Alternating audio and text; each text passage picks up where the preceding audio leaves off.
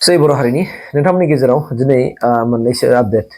पाब्लिकफोरनि जायनोखि बिथांमोननि कमेन्ट्स बिथांमोननि रायज्लायनाय बिथांमोननि डिसकासन खालामनाय दिनै ससियेल मिडियाखौ लानानै आं बेनि सायावनो नोंथांमोनजों एसे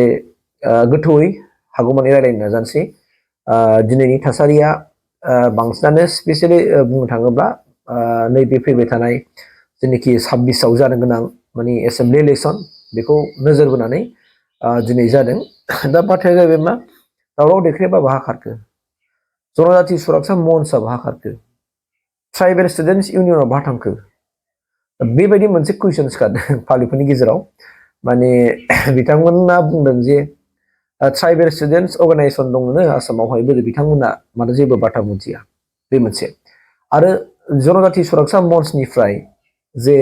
आसामाव थानाय मोनद' हारिफोरखौ जे जनजाति होनो नाङा बे माबाखौ प्रटेस्टखौ मानो खालामदिया बिथांमोना माने मिडियायाव बाय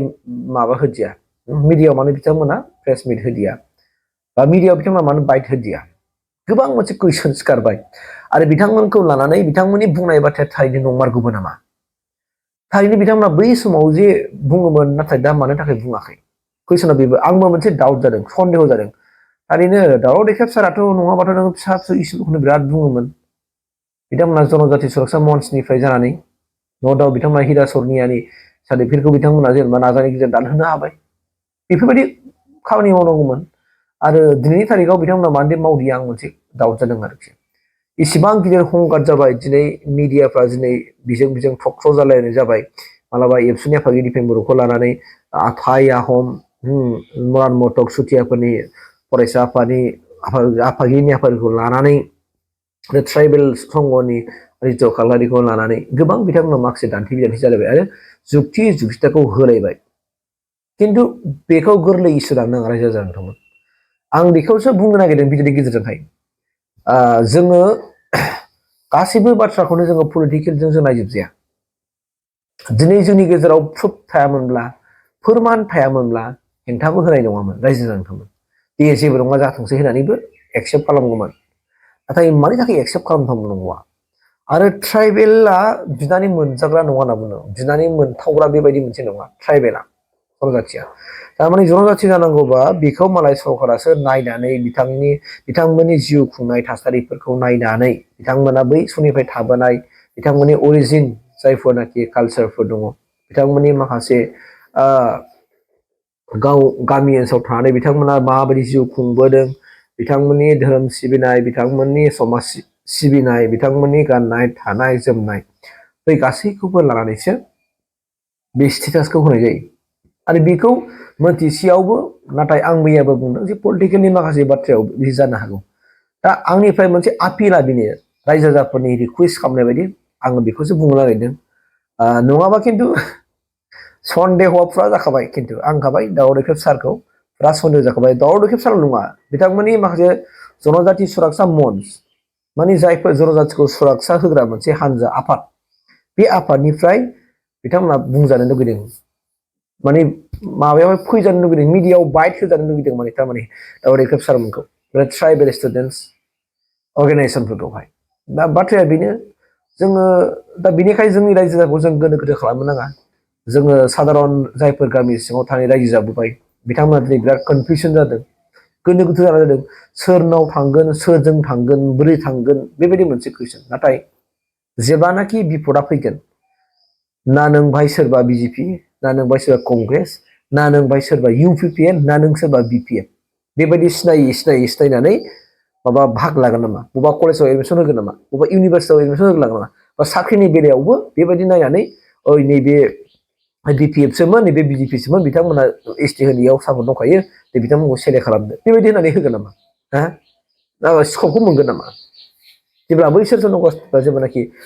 एसटि माबाखौ मोनबाय स्टेटासखौ मोनबाय अब्ला बेबायदि नायनानै होगोन नामा माब्लाबाबो होनाय नङा स' बे होथावनाबो नङा आरो जाथावनाबो नंखाथारा दा गतिके आंनि बुंनाया जाहैबाय मा नों इउपिपिएल था नों बिपिएफ था नों बिजेपि था इभेन नों कंग्रेस था जोंहा बाहाय बुंनांगौ आपत्ति गैया साधारन पाब्लिकफोरनि थाखाय नोंथांमोना जायखि हान्जायाव थायाथों मानो समाज सिबिनो ओंखाराथों मानो समाजखौ सिबि ओंखार रायजो राजा गोरिब गुन्द्राफोरनो हेल्प हो हानायमानि मदद हो नोंबो खामाय नोंबो रां रुफा खामाय आरो गुबुननोबो हेल्प हो नङा होमबा पलिटिकेलाव थांनाय पलिटिकेलाव मानो फैयो पलिटिकेलाव फैबाय गोरिब गुन्द्रा रायजो राजाफोरखौ माने सिबिनो आरो सरखारनिफ्राय मोननाय आसनिफोरखौ लानानै बिथांमोननो बिलायनानै होनायजों लोगोसे गावबो थांनानै थानाय बेफोरसोना मेन मथ'थ' बिसोना दा पलिटिकेला जोंनि गेजेरावहाय जोङो थारमाने जोंनि गेजेराव ओरै जोबस्रांगोन मास्टार बाद हो बेथ' उननि बाथ्रा जोबस्रांनाया पलिटिकेला मालाबा जोबस्राङा मानो जोबस्रांनो नङा होमबा जों जेब्लानाखि नों आं जों गासैबो हारिनि अलखदनि समाव माबा मोनसे जायोब्ला बे हारिनि अलखद समाव जोंथ' नों बिपिएफसो नों इउपिपिएलसो होनलायबा बोरै जागोन बेथ' लाजिथाव बाथ्रा जागोन ना आरो बे एसेबां नेर' गुसेब सान्थिफोरखौ जों मालाबाबो जों सानो नाङा आंनिफ्राय बे रिकुवेस्ट थाबाय मानोना हारिया अलखद फैयोब्ला बेवहाय नोङो सोरबा पलिटिकेलाथ' पलिटिकेलजों थांखागोन ना थांनो हो पलिटिकेलाव थाग्राफोरखौबो पलिटिकेल थानाय खामानि मावनो हो खिन्थु पलिटिकेलाव थानानै जेनेबा जातिनि खहा जानाय एरियानि खहा जानाय सुबुंफोरनि खहा जानाय बाथ्राफोरखौ बुंनानै एबा खामानिफोरखौ मावनानै जेन' हंगात मोनसे लाबोआ जातिजों जातिनि गेजेराव दावराव सृष्टि खालामहोलाया जोंनि लुबैनाया बे एबा सरासनस्रा सादारन जों सुबुंफोरनि लुबैनाया बे बिनिफ्रायनो आंनिफ्राय आपिल खालामदों दिनै रायजो राजाफ्रा खावलायदों दावराव सारखौ सारा दिनैसिम बाथ्रा बुङाखै होननानै मा जामारदों सिङाव थारैनो टटेलि बिथाङा ओरै बिपि एबा सरखाराव फैनाय लोगो लोगो बुंमाराखिसै नामा बेबो जानो हागौ जुदि अभार बावनो दिनै रायजो राजाफ्रा हमदों बेखौ सन्देह खालामदों बै समाव बिथाङा बिराद बायदिसिना बुंबाय थादोंमोन माने इउपिपिएल सरखार थानाय समाव नाथाय दा बिपि एबा सरखाराव फैनाय लोगो लोगो टटेलि बिथाङा स्टप जाबाय जेब्लानाखि प्रमद बर'आ सरखाराव फैदोंमोन अब्ला बिथाङा बुंदोंमोन होनदों ओइ प्रमद बर'आ मामिबा बर' हारिखौ फाननानै फैबाय जातिखौ फाननानै फैबाय हेन थेन होननानै गोबां माखासे मिडियाफ्राव बाइट होबाय थादोंमोन बे खोथाखौ बुंदों आरो नाथाय दिनै जुदि हाग्रामा महिलारिया दिनै बारे बार बुंदों इलेक्सनाव थाङै थांनानै एसटि नांगोना नाङा माबा नाङा नाङा होननानै बिथाङा माखासे बाइटफोर माने सोंदों कुइसन खालामदों पाब्लिकफोरनावनो हा फाथा नाङा नाङा आरो माने नोंथांमोननो एसटि नाङा नाङा बेफोरबायदि मोनसे जासिलायनाय बेफोरबायदि मोनसे बाथ्रा बुंनाय आरो बेफोरबायदि बाथ्राखौहाय माने जोबोद सोंखारिजाथाव माने हारिनि थाखाय दा गतिके जायखि पलिटिकेल हान्जा जायखि दोलोआव थानानै सरकार सालायावनो बयखौबो सालायनो सुजुग आरो सुबिदा हो खिन्थु आं दैदेनगिरि सारमोनखौ आंनि गोरबोनिफ्राय आं बेखौल' रिकुवेस्ट खालामगोन जे सारमोनहा हारिनि खहा गोनां खामानिखौ जोङो जेब्लाबो मावा नोंथांमोना खुगायावल' बुंबाबो नोंथांमोननि मेनिफेस्ट'आवल' लिरब्लाबो जेनेबा नोंथांमोना एकदमबारे बेखौ प्रेक्टिकेलि थाङा आरो थांनानै नोंथांमोना बेफोरबायदि खारन नोंनि एनअसि अबेबा मोनसे हरनायनि खारनावनोथ' जानोबो हागौ ना स्टेटनिफ्राय जेनेबा माबा हरबाय बिथांमोनहा स्टेटनिफ्राय बिथांमोना लिरनानै हरबाय इस्टे खालामनांगौ होननानै काउन्सिलखौ रिकुवेस्ट खालामहरबाय जे मा हमना लादो कार्बि आलंनिफ्रायबो हरबाय जेन'बा ओमफ्राय मा डिमा हासावनिफ्राय हरबाय सापज ओमफ्राय बिडिसिनिफ्राय हरबाय होमबा मोनफ्रोमबो काउन्सिलनिफ्राय हरबाय जेबो अबजेक्सन गैया बादा गैया होननानै अब्ला बेखौ जुदि होमारबाय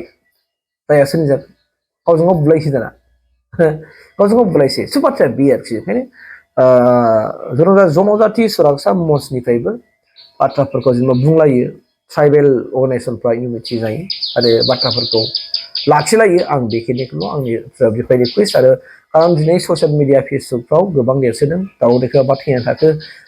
माने जनजाति सुरक्षा मन्चआ बा थैनानै थाखो बिथाङा मानो बुंदिया इसिबां हंगार जाबाय मानो बुंथिया बेबायदि मोनसे कुइसन खालामदोंथ' ओंखायनो